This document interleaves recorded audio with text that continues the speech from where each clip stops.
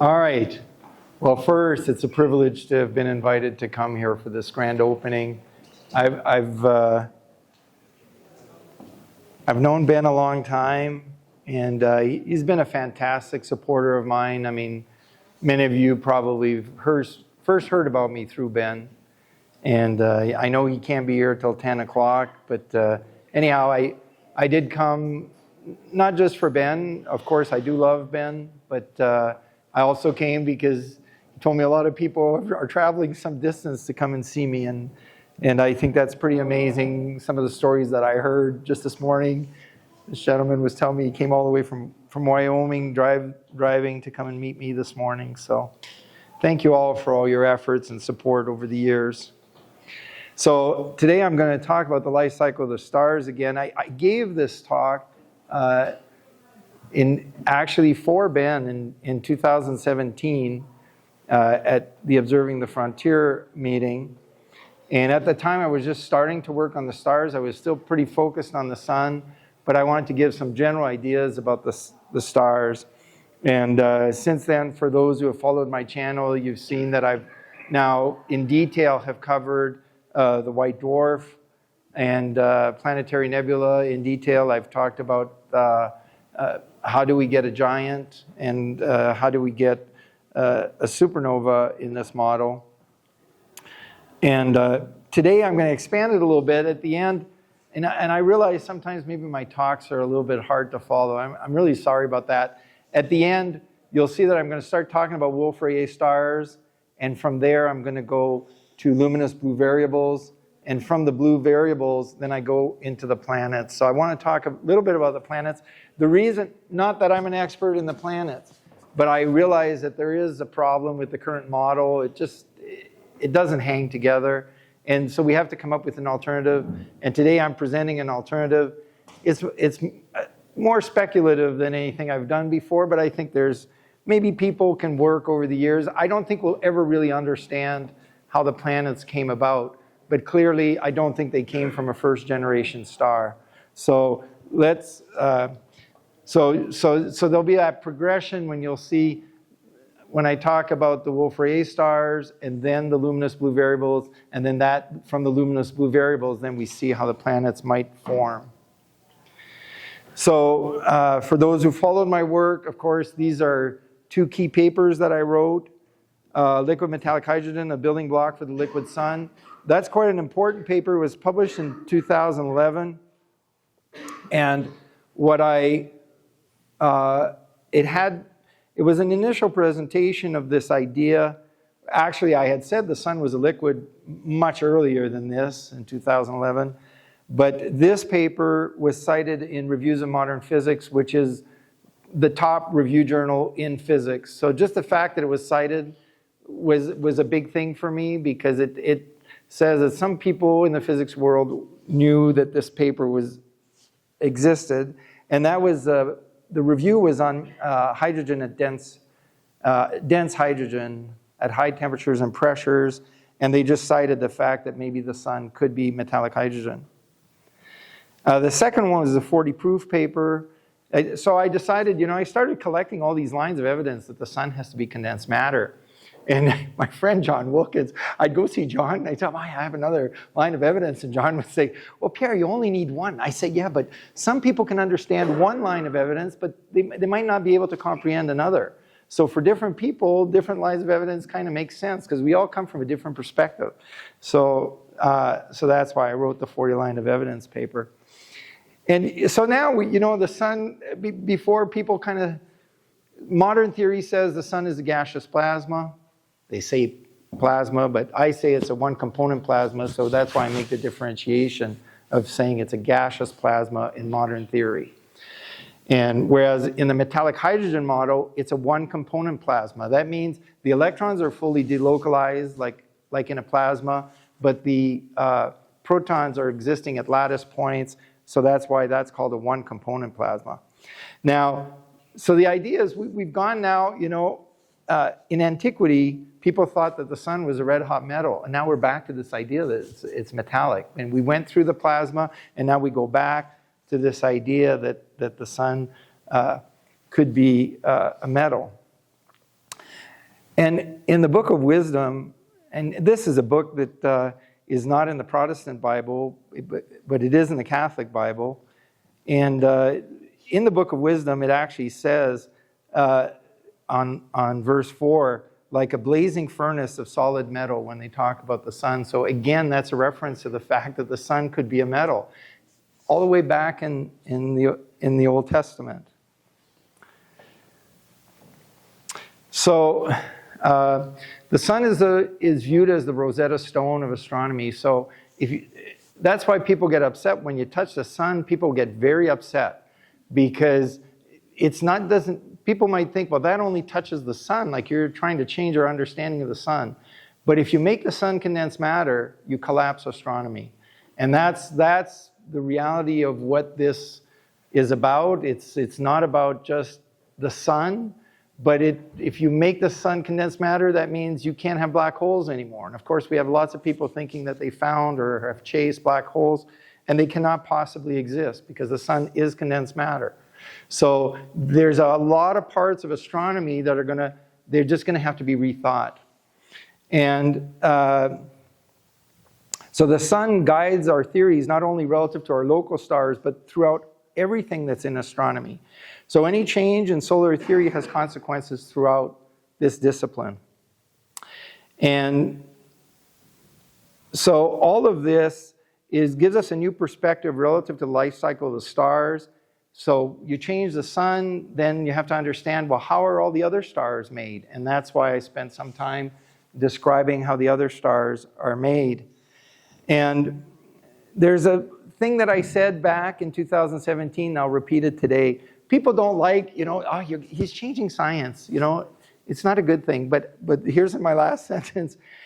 Let us remain open to the concept that prevalent ideas can be improved upon. And the important thing here, which I've said over and over again, change brings about hope to our children that they too can contribute to the advancement of science. So for me, in my heart, that's very important. Science is not just about old men that have said, okay, I did this and I did that. We have to have hope for our children that they too can do something else, that they too can advance science. So that's why science is for all of us. But Planck himself said that science belongs to the youth. And so us old men, we can say whatever we want, but in the end, it's going to be in the hands of young people. And that's an important part of change. So when astronomy is not willing to change and they think they have everything understood, they're actually doing a disservice to humanity. And I'm a little bit tough on that, but I hope you understand that for me, science does belong to the youth. So a little bit about the sun as condensed matter. First of all, the sun has a true surface. The astronomers have tried to tell us for 100 years now that it's an optical illusion. And the problem is that if you look at the proofs of the sun having a surface, it's not just in the optical, right? The optical is the light that you see with your eye. That's the optical range of the electromagnetic spectrum. But from audio all the way to gamma, the sun gives us evidence of its true surface. So it's not an optical illusion. Now, I also tease them. I say, okay, if you think it's an optical illusion, don't ask us for any more telescope money, because I don't want to spend any money studying optical illusions. Now, I do want to say that yesterday, the Solar Observatory in Maui just released a splendid image of a sunspot in very high resolution. So I wasn't able to upload it in my talk, but if you guys want, today as a little treat, go see that beautiful image. And you can all write them a letter saying, stop studying illusions. These are real things. You're seeing something real in the sun, okay? And so solar emissivity is how the sun produces its light. So the sun has a continuous spectrum. And this is the most powerful proof that the sun is condensed matter. For lay people, they find it hard to understand why is that the proof. But for a spectroscopist, I think they will see that, yes, that is the most powerful proof, because to get such a spectrum, you need a structural lattice. And what I mean by a structural lattice is something like this. And now I picked this lattice deliberately. I mean, it's not just that I said, So they think, wow, that Robitaille guy, he's like, not only is he telling us that the sun's got to have a lattice, he's going to tell us which one it has to have, right? So out of all the hundreds of lattices in inorganic chemistry, why this one? And there are several reasons why this is the only lattice that will end up working. So I'm quite confident that this has to be the lattice at the surface of the sun. And for several reasons, one of them has to do with the emissivity of the sun, why it emits. It emits like a black body, and this is the structure of graphite, or soot, which is the most perfect black body we have on Earth from natural sources. So it has the right optical properties. And secondly, this enables the formation of intercalate regions, and that helps us to understand red giants and supernova. So other phenomena that if you don't have an intercalate region, how do you explain those stars? So there's many reasons why this has to be the lattice, and that also helps us to understand things like solar winds and other phenomena.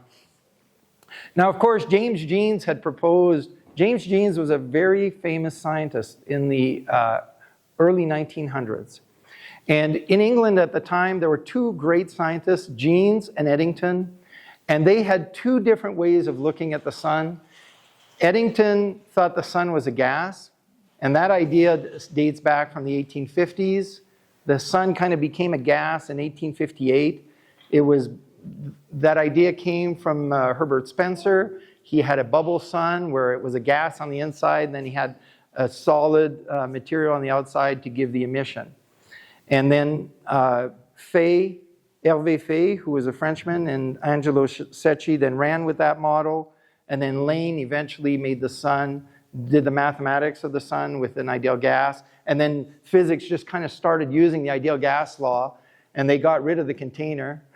Now, you don't have an ideal gas if you don't have a container, okay? All the ideal gas law, if you look at it from a chemistry point of view, the gas laws are done in a container. So you can't get rid of the container, or else you can't define the pressure in the gas. So the pressure in the gas comes because the molecule hits the wall and then rebounds off the wall.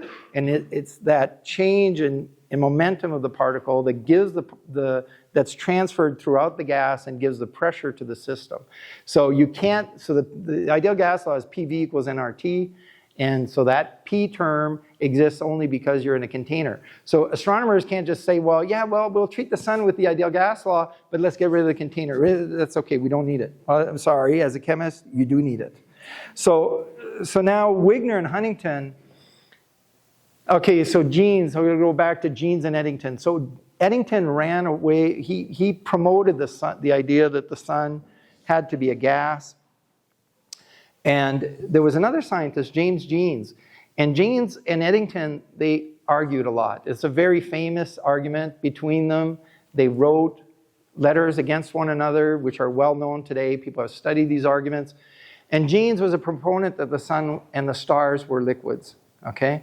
He was the last great liquid proponent before me. But the problem is with Jeans is that he didn't know how to build his star. He thought, well, okay, they're liquids, and he thought, well, how are they going to be powered? So he was thinking of using uranium or radium. He didn't know how are we going to power the sun? And he didn't know that you could build a sun from hydrogen. He wanted a material that would give you condensed matter on the surface. And he never thought of hydrogen. So in the 20s, he's writing books and he's saying the sun is a liquid. He knew that most stars, a lot of stars, at least 30% of them are binaries. And so the stars can be spinning rapidly and then splitting into two stars to make a binary. And he knew that that would be one of the great lines of evidence that the stars could be liquids. But he didn't have a building material. Then it became clear that the sun was mostly made out of hydrogen and the other stars. Okay, so we could see in astronomy that hydrogen is the prevalent element. So then his theory kind of collapsed. He didn't have a building block. And so what happens is he quietly changes his textbook and makes the sun a gas without ever explaining the change in his thought process. And so he gives up, he abandons the liquid sun.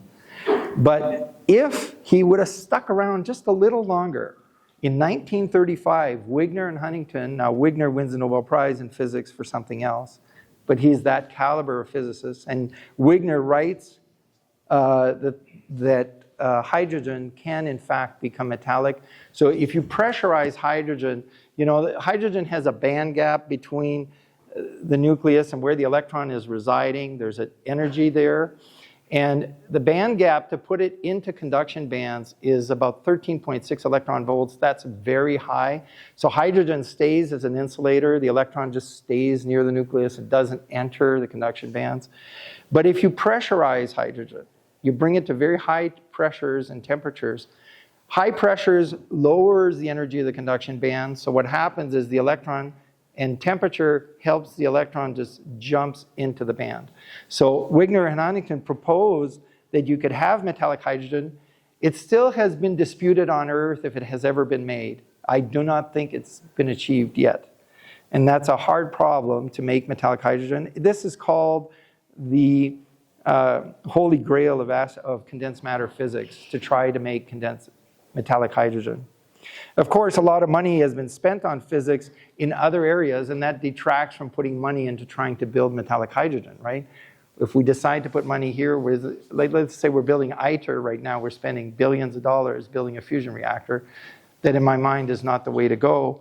That could go instead to trying to get metallic hydrogen made on Earth. But one of the things that Wigner and Huntington said is that the easiest lattice for metallic hydrogen to assume will be the hexagonal planar lattice. It's the first one energetically that can be reached. So that's another advantage of using that on the sun. Now people have said, well, Pierre, I mean, it takes high pressures and temperature, it takes high pressures to make metallic hydrogen. So are you going to have that at the surface of the sun or in the corona, where I say, gosh, there's condensed matter in the corona of the sun? And the thing is about metallic hydrogen is people think it's like a diamond. Once you make it, so diamonds are made at very high temperatures and pressures in the earth, right? It takes very high pressures to make diamonds. But once you make them, they're metastable. You could bring them to the surface and give them to your wife and get married. So it all works out great for us. So metallic hydrogen is like that, right? It could be made at very high temperatures and pressures inside the sun and then come to the surface and be metastable and can exist there at the surface.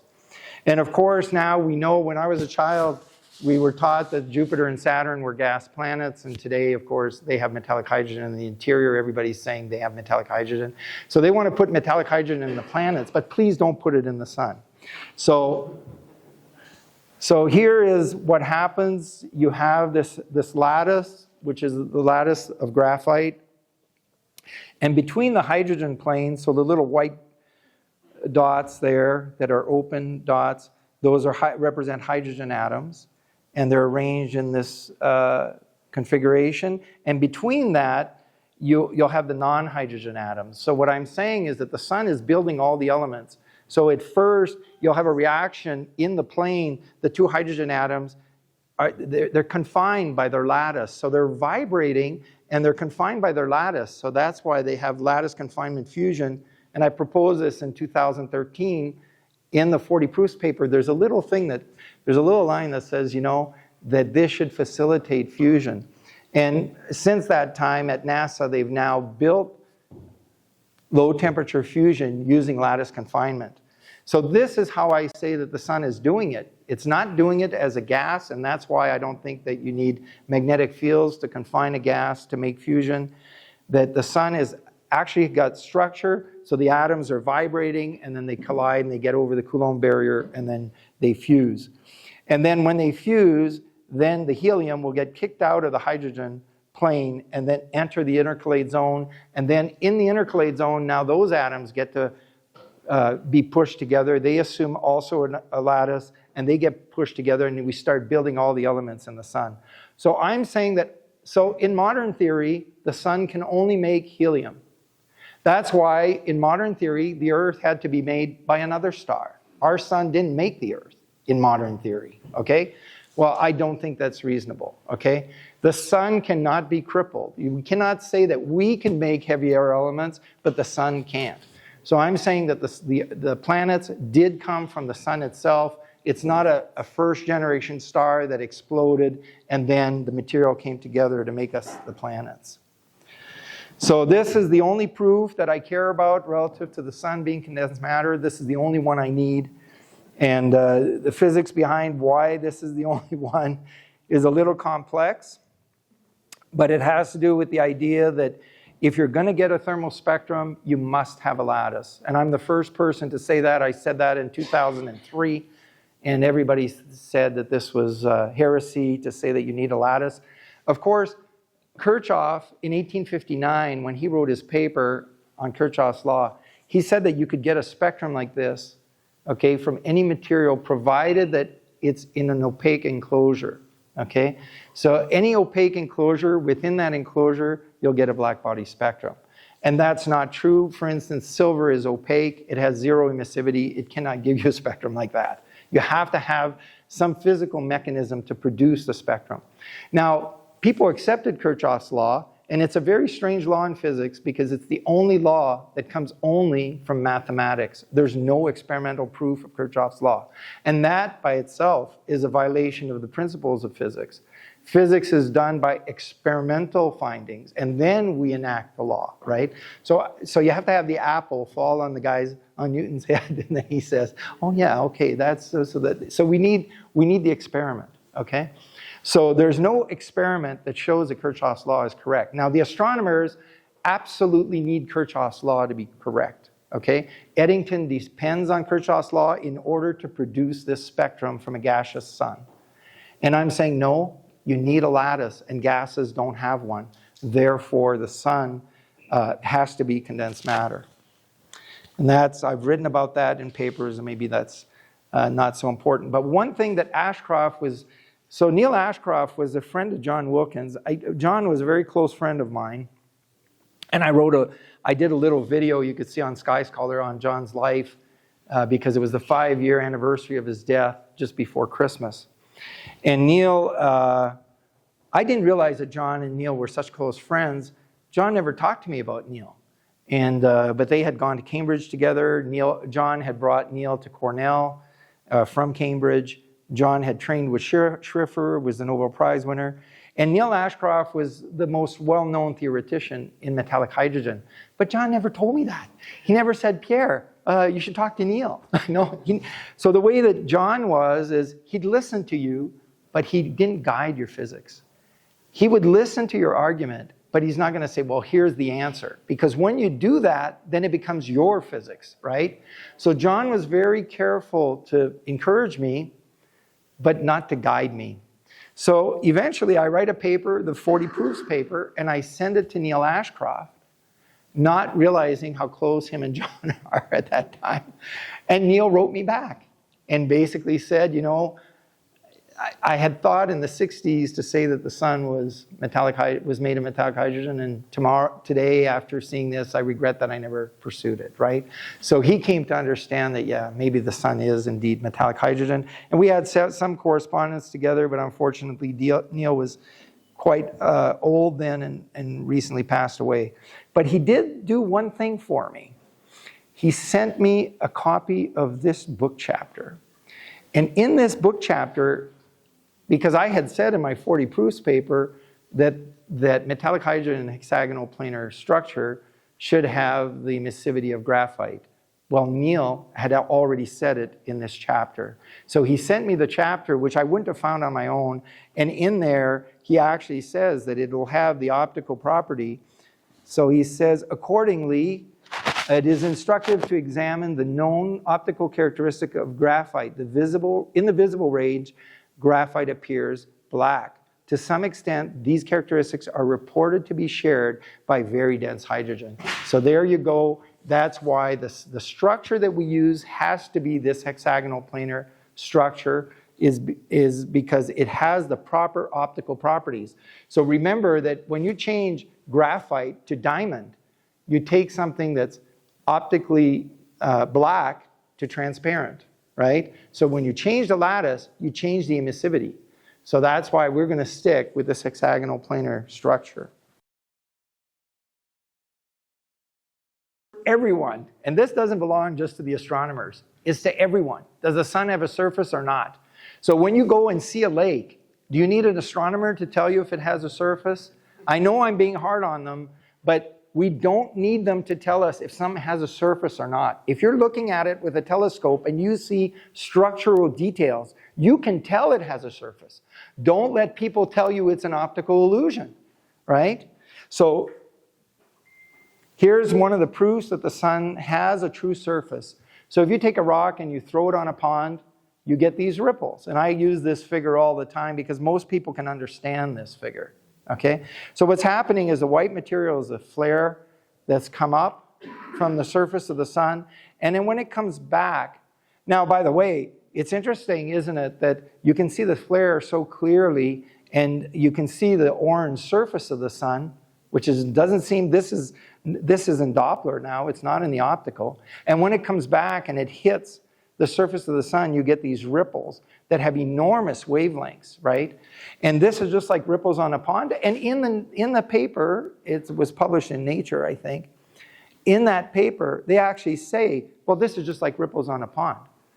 But it's an optical illusion. So, but I'm saying, okay, what are ripples on a pond? They're called surface gravity waves. You need two things for that, a surface and gravity.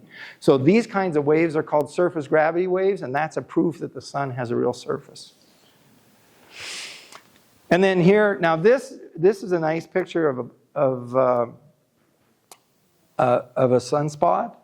And if you do remember to go look for the new picture of sunspots that came out yesterday, and you'll see that within the dark area of the sunspot, you see structure even within that now. It's amazing. So Unzicker made this point that the astronomers are being outdone by their telescopes. They keep arguing that, okay, it's an optical illusion, but then they get more and more and more powerful telescopes that are discovering more and more structure. How are they explaining all these structures in a gas? You can't have structure in a gas. So they try to impose structure using magnetic fields, but that just doesn't work because the structure is too complex and it doesn't behave like the field is behaving. So again, we have condensed matter. These are the granules of the sun. So granules have, the material is boiling up from the sun. And this is Baynard convection. They themselves have referred to it as Baynard convection. Although now you'll read papers that they say, no, it looks like Baynard convection, but it's not.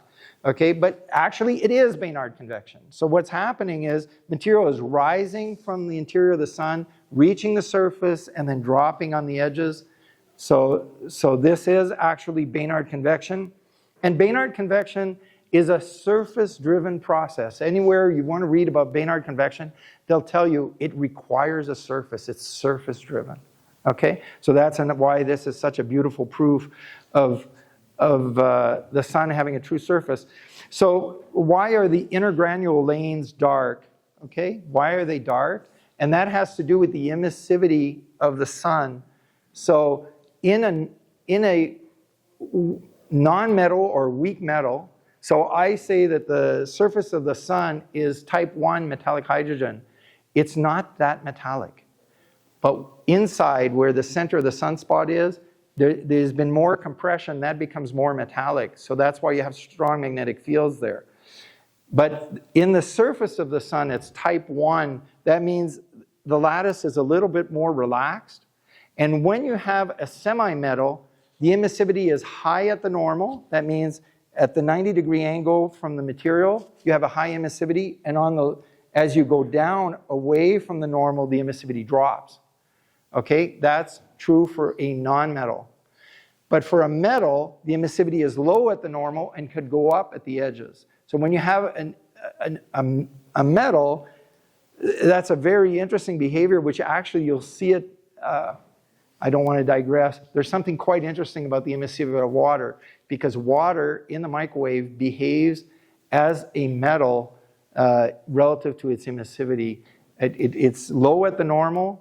So if you look at the sea, the emissivity is, let's say, 100 Kelvin at the normal, and then it'll rise with angle to be about 300 Kelvin, maybe at 70 degrees, and then rapidly drops to the horizon. So water has some very interesting properties, and there's some similarities to how a metal behaves, and that has to do with the delocalization of electrons in water. But anyhow, now what we want to talk about is, why are the intergranular lanes dark? It's because the emissivity is high at the normal and drops with angle. So the lane is like this, and then this, the emissivity that you get from this angle towards the Earth now, so it's coming at an angle, right? And this is a beautiful picture from Luc Viator, who he had sent me this picture of the sun during an eclipse. And now we want to talk about this beautiful area of the sun called the chromosphere. And so the chromosphere has like little hairs on it. And Angelo Secchi, which is, if you take the time and you want to see something beautiful from the 1800s, go look at the book of the figures in the book Le Soleil by Angelo Secchi. Of course, I'm blessed I was French, so I could read the whole thing. But you can look at the figures, and what Secchi drew about sunspots back in the 1800s is unbelievable, his drawings of sunspots. And Angelo Secchi, noted that the sun was covered with hair-like material. He saw this material in the 1800s. Can you believe it? He knew it was there. And so my problem is, okay, if the sun is a gas, how do you get this? How do you get material that's moving away from the sun? We have like a filament, and it's oriented in all kinds of directions, so it's not associated with the magnetic field.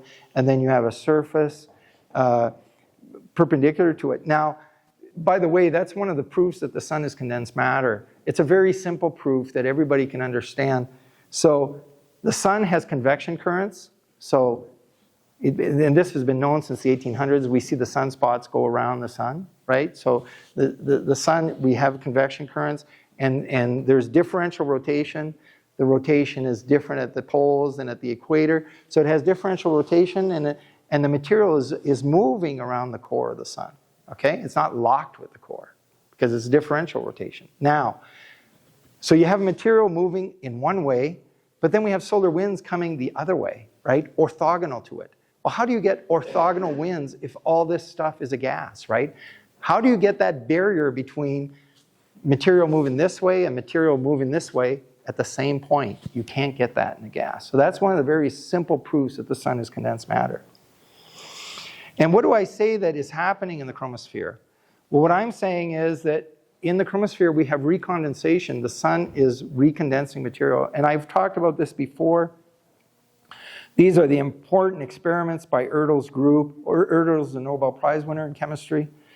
And since I'm a chemist, I run into these types of things. And so here you have two silver clusters, the little n there, and little m means, okay, let's say silver 4 or silver 5, like 5 atoms of silver or 4 atoms of silver.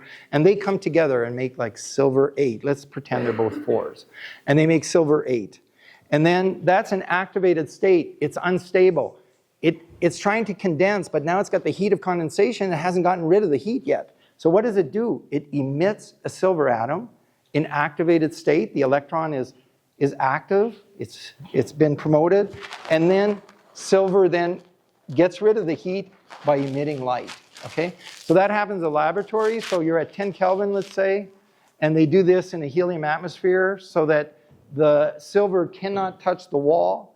You don't want it to be able to touch the wall. Okay? So you want it to be able to condense. But the reason you don't want it to touch the wall is you don't want the heat to be dissipated in the wall. So they put it in a helium atmosphere, and then when the silver comes together, makes the cluster. Now it wants to condense, but it has to get rid of its heat. How does it do it? It kicks out a silver atom, and that one emits light, and that's how the heat gets rid of it, by emitting a photon. So he writes about this, and what I say is this is what's happening in the chromosphere. When you have light emission, it's a sign that you have a condensation reaction. It's telling you there's a chemical reaction taking place here. That's why we have emission lines in the chromosphere. So remember that when you look at the sun, normally we look at the absorption lines in the Fraunhofer. People are familiar with these nice absorption lines of the Fraunhofer spectrum. But the chromospheric lines are an emission, and that is telling you there's something chemical going on here. That a photon is being emitted, and it takes chemistry to do that, not random processes. So, for instance, how do they do it? Like, for instance, we have helium-2 emission lines in the chromosphere of the sun. Now, helium-2 emission lines, that should take temperatures of hundreds of thousands of degrees to get helium-2, but they're saying that the temperature there is only 5,000 Kelvin. So how did they make helium-2 in the first place? So do you know how they make it? They take a photon from the corona, and it comes and hits the helium, and then activates the electron, right? And then it emits or recombines with an electron. So they get rid of the electron by taking a high-energy electron from the corona, and then getting rid of the electron. Then it recombines and then emits. No, it's got to be chemistry. It's done in one step. So you have a condensation reaction like this. Like, let's say you have a hydrogen cluster, and it mixes with another. So this is HN. That means like a cluster of 4 hydrogens, let's say. And another cluster, let's say of 5 hydrogens, they come together, and they make a bigger cluster of 9 hydrogens. But now they're trying to condense, but now you got to get rid of the heat again, just like Erdl had to in his laboratory. So what do? I make the cluster. I take the hydrogen in activated state. That's what the little asterisk means, that the electron has been promoted in that hydrogen. There's a promoted electron, right? And so then that promoted electron comes back down, makes you regular hydrogen, the electron recombines, and a light is emitted. So this explains all the hydrogen lines in the chromosphere of the sun can all be explained this way. It's not a random process. So we know, for instance, that magnesium hydride and calcium hydride exist in the sun. On the bottom of the slide there, you'll see all the hydrides that exist in the sun. And here's an example of using hydrides to combine with hydrogen. So what I'm saying is, what's happening in the corona is the sun is, not in the corona, in the chromosphere. What's happening in the chromosphere is the sun is recapturing the hydrogen that escaped. It's recondensing it. It doesn't just let it go. Now, some of it does go through the solar wind, but a lot of it just gets recaptured through these kinds of reactions. So now I'm the first to propose these chemical reactions in the sun, but I'm saying, look, let's look at what happened in condensation reactions on Earth, and the proper mechanism is there in the sun. We know that magnesium hydride exists. Now, why do we get a magnesium plus line or magnesium 2? Why do we get this emission at the bottom? And it comes from activating the magnesium and then emitting the photon. And in this case, so what are we doing? We're transferring hydrogen. We have a hydrogen structure. There's going to be a structure, and we're transferring hydrogen atoms onto it, okay? And we're rebuilding that structure, and then that structure then re-enters the sun and then becomes metallic hydrogen. So in this hydrogen, it's molecular hydrogen. I'm saying it's not metallic, okay? This is not metallic. Now, you'll see this in coronal rain, by the way. If you see coronal loops, I don't have a picture of this, but this is one of the proofs of the sun being condensed matter. You'll see coronal loops. Everybody's probably familiar with these beautiful loops, right? And if you look at the coronal loops, you'll see sometimes that there's raindrops that are falling. That's called coronal rain that just flows down the loop, just like water on a blade of grass, right? That the water just flows down. So that means that it's not interacting well, right? It's not the same material. The material in the loop and the stuff that's flowing away from the loop back to the surface, those are two different structures. They're not interacting, right? So that's why I'm saying one of them is metallic hydrogen. In the loop, you're more likely to have metallic hydrogen type of structure, and in the other one, it's molecular hydrogen. So how does our understanding of metallic hydrogen help us understand other star types? How am I doing on time? Is this too long? How are you guys doing? How are you guys doing? Are you doing okay? Okay, now this is a very famous diagram. This is the HR diagram. And you can see at the center of the diagram there, you have this line of stars. That's called the main sequence of the stars, and that's where the sun resides. And then there's other star types, the giants and the supergiants. And I've talked about these star types on my channel. How do we make the giants? So now you have intercalate regions inside the sun. And what happens, and this happens in graphite on Earth. So instead of just hypothesizing that this happens, you take a piece of graphite, let's say it's 1 centimeter thick, okay? And you saturate it with molecules, with atoms, okay? Some gas atoms, you'll saturate this piece of graphite, okay? And you have it on the table, and then you take a hammer, and so what happens is the gas particles, they lodge themselves in the intercalate region of graphite. By the way, that's why we have graphite respirators to get volatile material. If anybody works in construction, you'll have these graphite filters, and that's why what happens to those molecules is they enter the intercalate regions of graphite, and that's where they get captured, okay? So now we're going to take these gas atoms, and we're going to saturate the graphite, okay? So now we got a little piece of graphite, and it's sitting on a table, and it's saturated with gas atoms, and those atoms are assuming a lattice structure. They are solid, okay? But then you hit the table with a hammer, and what happens? The whole thing expands 100-fold, okay? Graphite will expand 100-fold because what happens is now that shock has caused the gas atoms to go into the gas phase. So now the whole thing, all the intercalate regions are now just expanded and the graphite expands. So that's what I say, that's how we build a giant. We build a giant because of slow expansions of the intercalate regions. That's why these stars become unstable. And by the way, that's one of the reasons why I'm so glad to see solar activity, right? Because what I say is that in solar activity, we're degassing the intercalate regions. So that stabilizes the sun. Okay, so it's important that it becomes active. So it degasses its intercalate regions. And then that's how we get the fast solar winds from the sun when it's degassing. So that's how you make giants. How do you make a supernova? You make a supernova, again, you have an intercalate region. But now maybe instead of having many regions, you have one region, and when it goes, the thing goes nova. Okay, so both again using intercalate regions. And this is why I try to say at the beginning why the structure is so important. It's not just that I'm saying hexagonal planar to get the right emission. I needed to explain the star types. And by the way, the intercalate region was not my idea. That was my son's idea. So my son was a chemist, and he said, you know, Dad, if you're going to build a sun from this structure, you're going to have intercalate regions. I'm a son of a gun. And I knew that, but because I'm an inorganic chemist, I knew it, but I hadn't thought about it. And my son was a very good chemist. He's an anesthesiologist today, and he's the one. So that's why you'll see on that paper my son's name and then my name, because he's the one that said, Dad, it could be an intercalate region. And so then I ran with it, and then that permitted me to explain all the star types and so on, and solar winds and so on. So I did write most of the paper, but the seminal idea comes from my son. So if I'm dead someday and there's ever a Nobel Prize given for this model of the sun, it could go to my son, right? He could still be alive.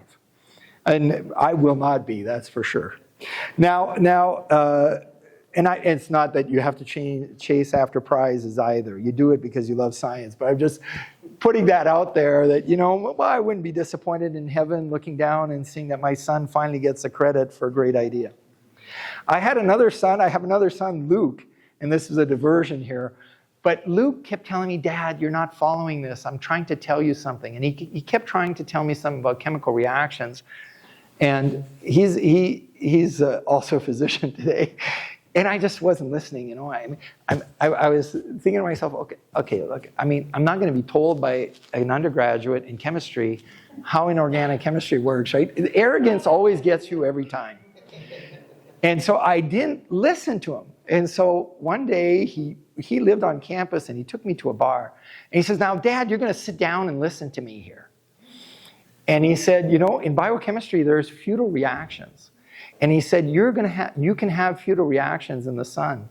And that actually is extremely important. There's a paper that Luke is the first author on futile reactions in the chromosphere of the sun. They're very important because they're a way of dissipating heat. When you have a futile reaction, heat is lost. And so Luke came up with that idea. So, you know, I've been blessed with great sons. And my third son is in the Navy right now on the aircraft carrier John F. Kennedy, which will be launched next year. So anyhow, so I have 3 great sons. I'm a great man. All right. So,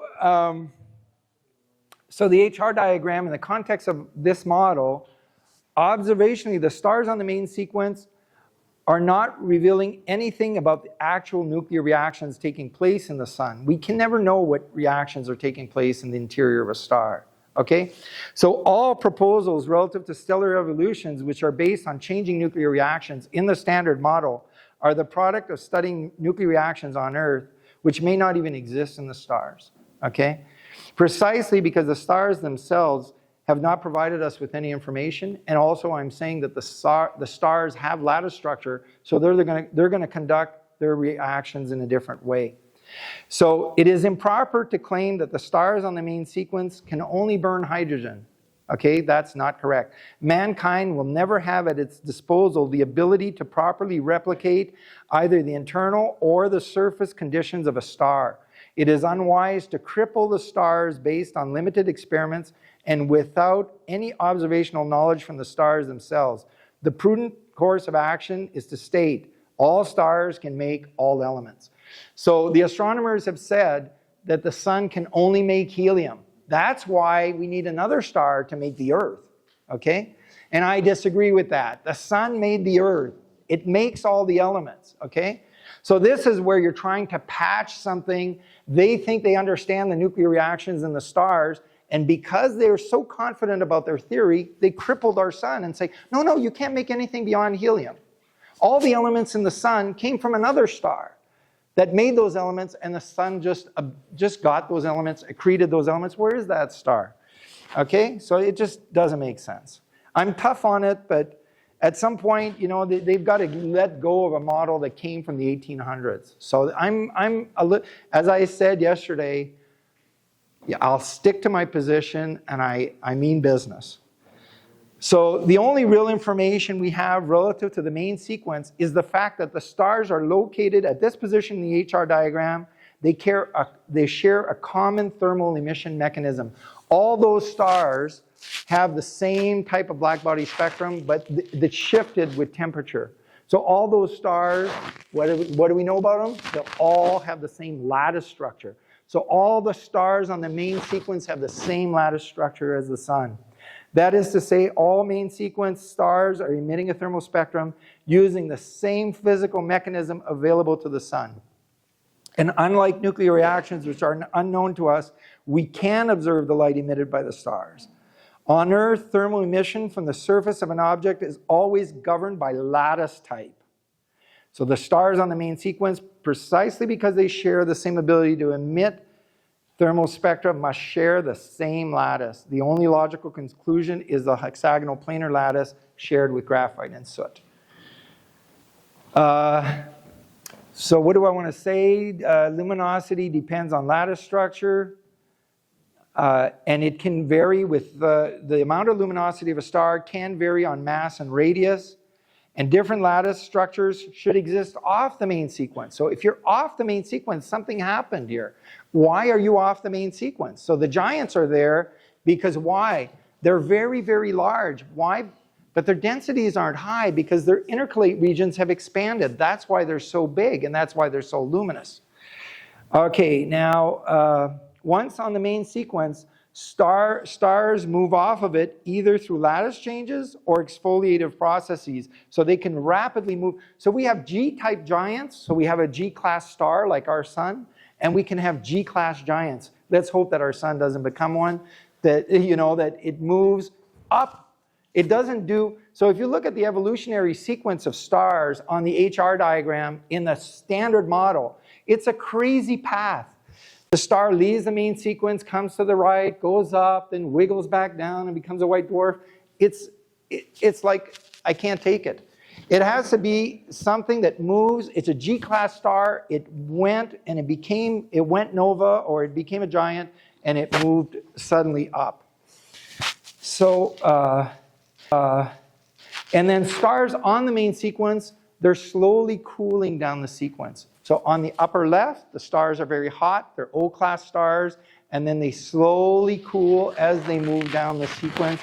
And so why is that so important?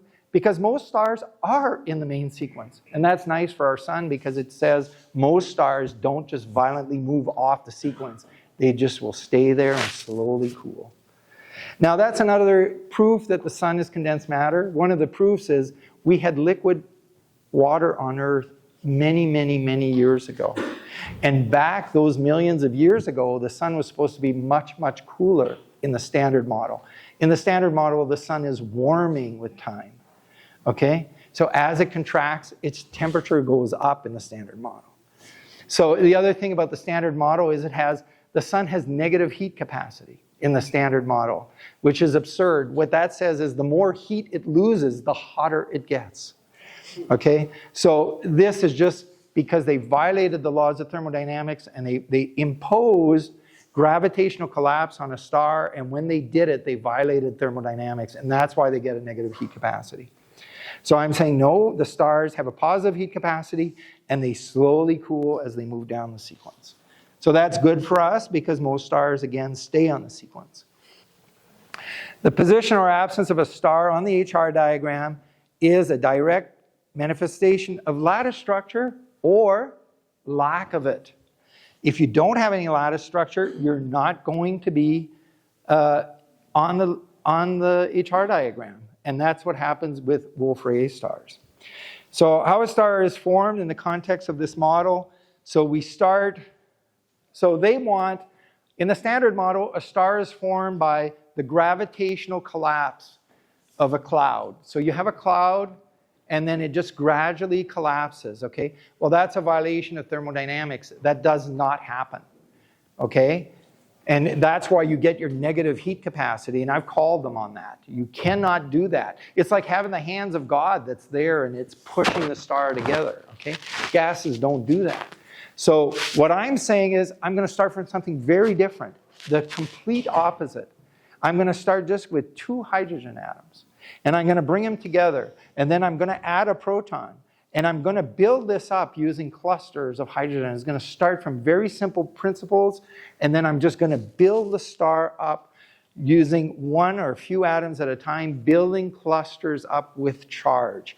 So you'll say, well, gosh, hydrogen doesn't do this, right? But remember, this is a charged cluster. It's not just simple hydrogen. It's the charge that makes the difference.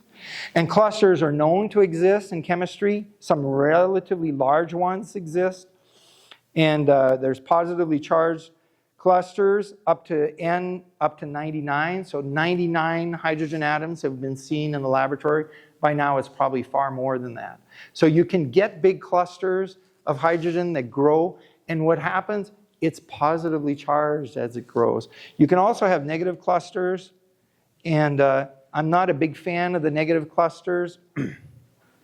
And in the sun, the reason I'm not a big fan of negative clusters, I see the sun itself, the surface of the sun, as neutral, because we know we have neutral species there in the Fraunhofer spectrum. There's a lot of atoms that are neutral, and if the sun's surface was charged, they would not be neutral. Okay? They would be charged. So we have a neutral surface on the sun. But what is it doing with the positive charges? It sends it out into the corona.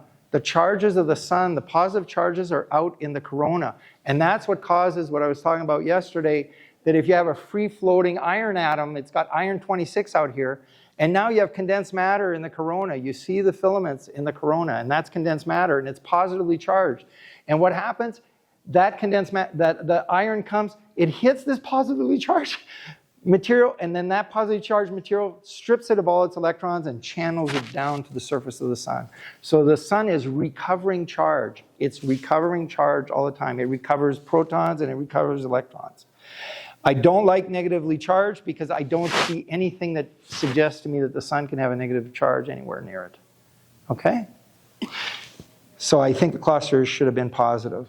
Now, the Wolf-Rayet stars are super interesting, and I think they're the very first stars. So we start with this cluster, and it just keeps growing. But the problem is, as it grows, it becomes extremely hot. It's so hot, it can't form a lattice. Okay, there is no lattice in a Wolf-Rayet star. Because there's no lattice, it doesn't appear on the HR diagram. Wolf-Rayet stars aren't on the HR diagram. They have no lattice. That's why the astronomers can't place them on that diagram. So they have a very weak lattice, okay? So now you see how the absence of lattice, now I'm explaining it has no lattice. That's why it's not on the HR diagram. Then what I do is I say, okay, but these guys are telling us Wolf-Rayet stars are old stars. And these are old stars, and they have winds that are that are causing emission lines. It's the winds that cause these powerful emission lines, which you'll see in the next figure here. And I'm saying, no, they're not old. They're the beginning of star formation. They don't have a lattice yet. They're so hot, they haven't cooled enough to have a lattice. So Anne Underhill, who was a very famous astronomer actually, she actually wrote in 1966, she didn't think that they were old. She thought Wolf-Rayet stars were young. And you know, by the way, there are a lot of great women astronomers. And if you look at the history of astronomy, and in my papers, a lot of times I acknowledge these great women astronomers from the early 1900s, and there are many of them. One of the first chairs of astronomy at Harvard, one of the important chairs was a woman in the 1800s. So where are the Wolf-Rayet stars? So here's the HR diagram. The Wolf-Rayet stars aren't on them. Why? Because they don't have a lattice. They can't produce that thermal spectrum, that beautiful thermal spectrum that I talked about. They don't have a lattice, so they can't produce it, so they're not there. Okay? So people write about the bizarre spectra of these stars. So you have the bizarre spectra of these stars, and they're characterized by broad and strong emission lines. And they say that these, and also there's an absence of photospheric features. There's no photosphere. They can't see the photosphere. But wait, it doesn't have a lattice. It's too hot. Okay? So now what I say is Wolf-Rayet stars are young. They're not old. They represent the first stars formed from condensation reactions. Their body is still extremely hot. They have yet had time to cool and form a lattice. Wolf-Rayet stars have no organized photospheric lattice. They are unable to emit a thermal spectrum.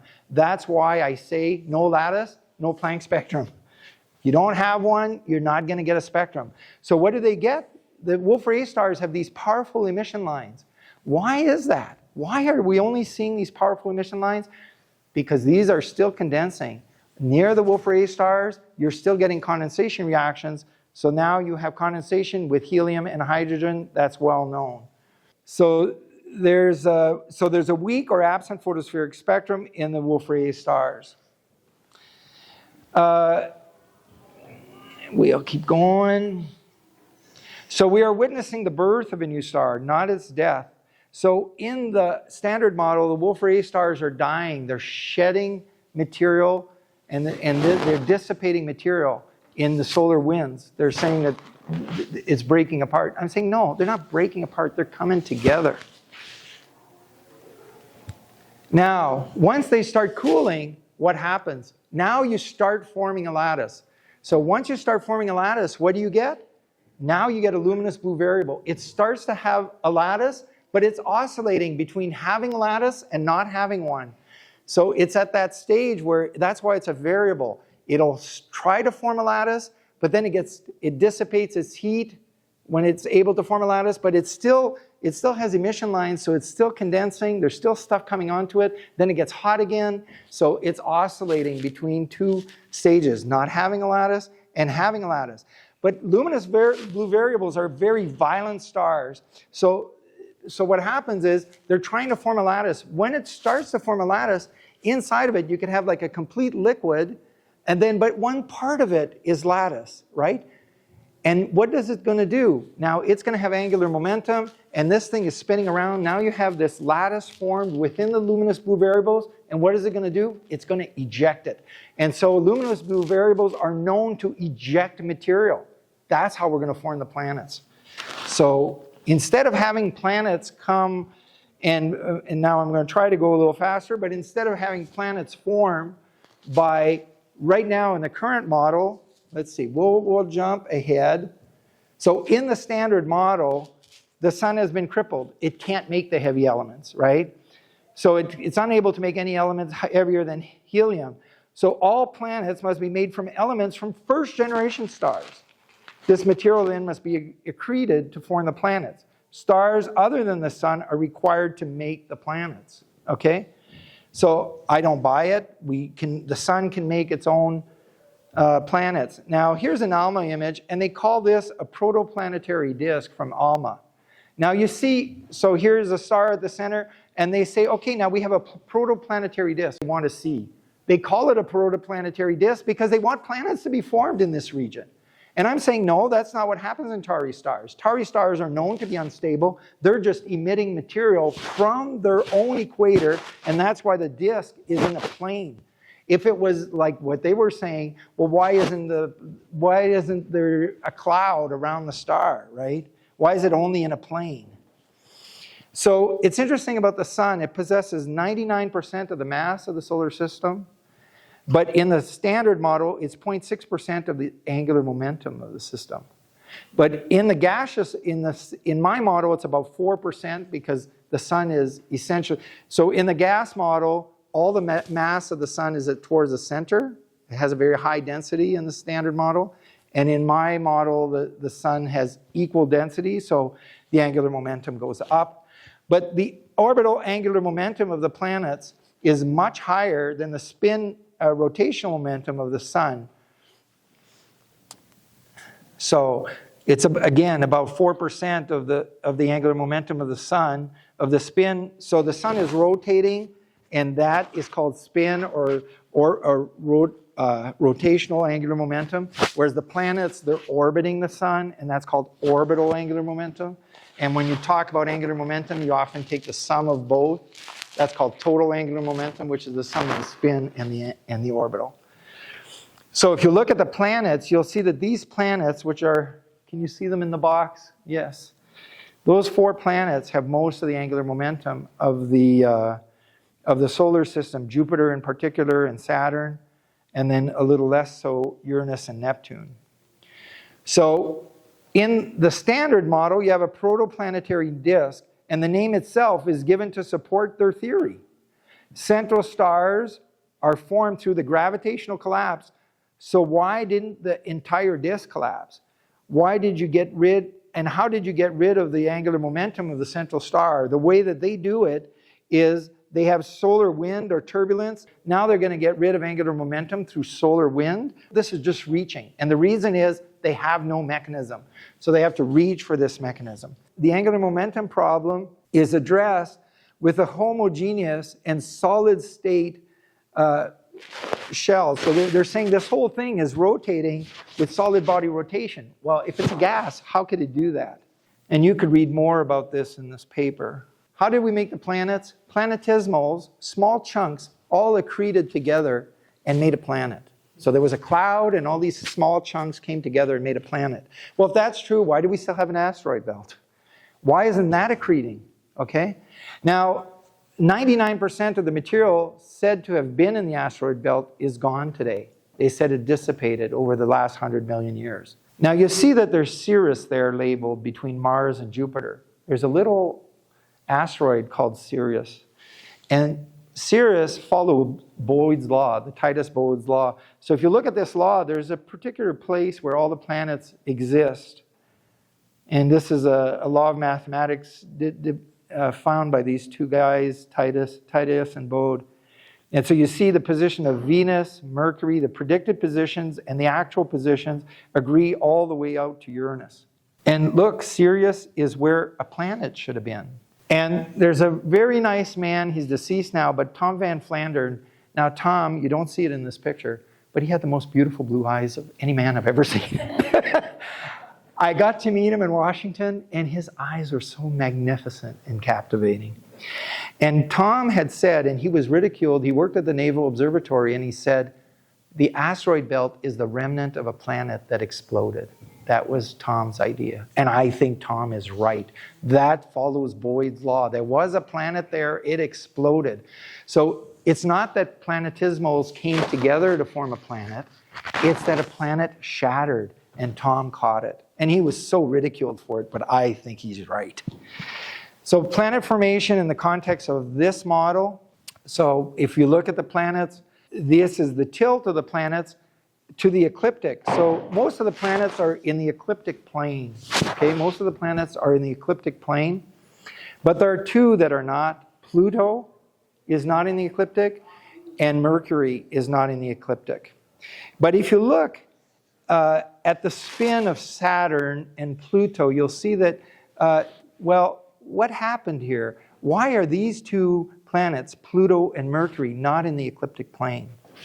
So what I'm saying is planet formation would occur at the luminous blue variable stage of star formation. Planet ejection would carry away the angular momentum of the sun. So the sun's got all this angular momentum, and now it kicks out the planets to get rid of its angular momentum. So now that's why the planets exist from angular momentum being dissipated away from the sun. So Jupiter, Saturn, Neptune, and Uranus were ejected first because they carried away most of the angular momentum. So that kept the other ones, they had less angular momentum to take away with them. The driving force for the formation of the planets would be lattice exclusionary forces, which results in the ejection of the planets from the star as it cools. So initially, you think of the sun as so hot, it almost doesn't have much of a lattice. And the first lattice to be formed could be the lattice that eventually became Jupiter. It gets to be picked out first because it's immiscible with the rest of the sun. So they come out first, and then after that, then the sun would cool. Now, of course, this is all conjecture, but I do think that at least I'm trying to build the planets from our sun, not from another star. So the luminous blue variables account for the presence of most of the planets in the same plane. They're all in the same plane. They're all in the ecliptic, okay? That's because they were emitted from the sun. But the exceptions are Pluto and Mercury. Was Pluto not ejected by the sun and captured later? That was a question Steve Crothers asked me. He was the one that knew that Pluto was so inclined out of the ecliptic. Was it captured by the sun? It maybe didn't come out of the sun. So the idea was, were the two smallest planets ejected from other planets, then captured by the sun in an inclined orbit? Pluto, if you look at its tilt and inclination, did it come from Saturn? So could Saturn, that had so much angular momentum, eject Pluto? And that's why Pluto is not in the right orbit. It's not in the ecliptic plane. Same with Mercury. Could it have come from Jupiter? I'm not saying it did, but these are things that people have to think about, that maybe not everything came from the sun. Maybe the planets emitted material as well. For instance, we know that Jupiter has satellites. How did they get there, right? So the spin of Uranus is tilted. So if you look at the tilt, most of the planets, are like the Earth. Their tilt is pointing up. But if you look at Uranus, it's like this, right? So what happened? Could it happen that the tilt of Uranus was tilted when the planet passed by Jupiter on its way? It was ejected from the sun. It passed close to Jupiter, and that caused the tilt to change. Insight may be gained by modeling the tilt and inclination of the planets in an ejection model. So anyhow, this is just a condensed matter in astronomy. The assembly of hydrogen into condensed matter, clusters, liquids, and solids drives the formation of the stars, their appearance, and their life cycle. Many observational features can be explained by introducing condensed matter and the existence of lattice structure in the field of astronomy. We have hydrogen clusters in star formation. We have hydrogen lines in the Wolf-Rayet stars. We have violence exhibited by the luminous blue variables, the occurrence of supernovae and red giants, the lowered luminosity of white dwarfs, there's videos on that, the spectroscopic binaries and variable stars, all of these things I've covered now, emission lines in the chromosphere and emission lines in the corona. So in conclusion, the liquid metallic hydrogen solar model introduces an entirely new way of thinking about the sun. This has implications for all other star types, stellar evolution, and planet formation. Stars of the main sequence share a common lattice. Stars move away from the main sequence when either they adopt a different lattice or when exfoliative forces and the intercalate regions cause them to undergo changes and become either a giant, a red giant, or a supernova. Stars enter the main sequence as O-class objects and then slowly move down the main sequence. Emission lines, either from O-class objects, luminous blue variables, or Wolf-Rayet stars, are signs of condensation reactions, not byproducts of strong winds. We are guided here by reactions in the chromosphere and the laboratory. And white dwarfs are actually hydrogen-based stars that have a different lattice structure than the sun, and that's why their emissivity is low, and not because of a small radius. They are no more dense than the sun. Okay, that's it, and I'm sorry it was so much. God bless you all.